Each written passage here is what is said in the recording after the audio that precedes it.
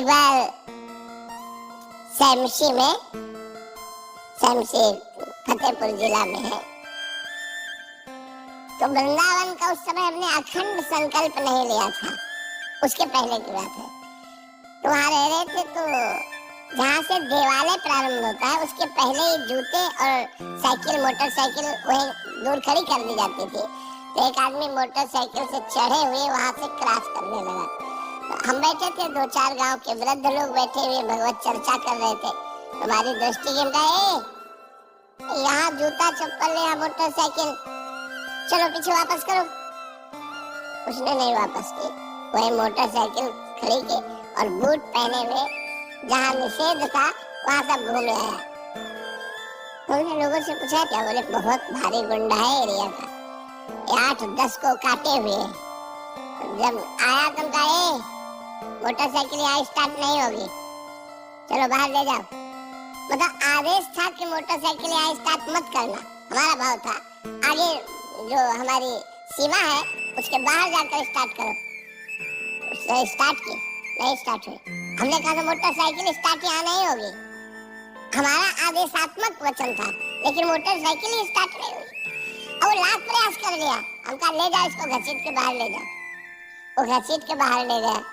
लोगों ने कहा महाराज आपने गलत किया। क्यों? मतलब कुछ भी कर सकता है। और घोर जंगल, 90 बीघा का तो ऐसा जंगल, और वहाँ केवल एक बूढ़े महात्मा रहते थे, हम रहते। ध्यान करके अशोक का वन था, अशोक वृक्ष के नीचे ध्यानस्थ बैठे थे। तो जूतों से पत्तों की खुरक होती है, तो ऐसे ऐसे जूतों की आवाज आ रही थी। तो लगा कोई आ रहा है। धीरे धीरे ध्यान को छोड़ा और दृष्टि डाली ऐसे कि इस समय कौन आ रहा है। मतलब निषेधात्मक समय, ध्यानस्थ, हम ध्यान का समय कर रहे, कोई यहाँ परिचय वाला तो आएगा नहीं।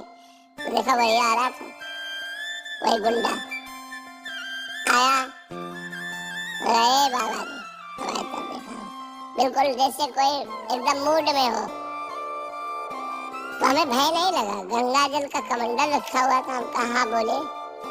उसने पिस्तौल निकाले, सामने रखा, बोला इसे जानते हो? चाकू निकाली इतनी बड़ी, बोले इसको जानते हो? हम कहा आगे मत बोल, सुन, गंगा जल उठान का इसको जानता है? हम कहा तू और मैं, तू खिलवाड़ समझ रहा है बाबा की? ताकत हो तो उठा पिस्तौल और चाकू मार मुझे। हिल गया जिस समय हम अपने स्वरूप में बोले ना उस समय। इस समय तो बनावट है, उसकी नकल है। उस समय असली में था आवेश, एकदम भगवत आवेश। वो तुरंत अपने औजार बटोरे। अगर तपस्या और भजन नहीं तो ऋषि मुनि जंगलों में ऐसे थोड़ी रहते थे। तप का बल होता था, भजन का बल होता था। ऐसा थोड़ी कि आप संकल्प करो और लागू हो जाए। वो लागू तभी होगा जब आपके पास तप है, आपके पास भजन है। उसका जो दुष्ट जन होते हैं संतों को सताते रहते हैं, लेकिन संत जन सहते रहते हैं। और जब सीमा पार हो जाती है तब फिर उनका जो क्रोध संकल्प बनता है तो वे नष्ट हो जाते हैं। कपिल जी की, भगवान कपिल जी की दृष्टि मात्र से सगर के 60,000 पुत्र एक साथ भस्म हो गए थे। दृष्टि मात्र से उन्होंने देखा कि हमारे यज्ञ का घोड़ा तो इनके आश्रम में बंधा है, तो शायद यही चोर है। तो उनके प्रति चोर चोर करके तो उन्होंने जो रुद्र दृष्टि की तो 60,000 भस्म हो गए। भजन में बल है, तपस्या या एक तिनका नहीं जला सकते।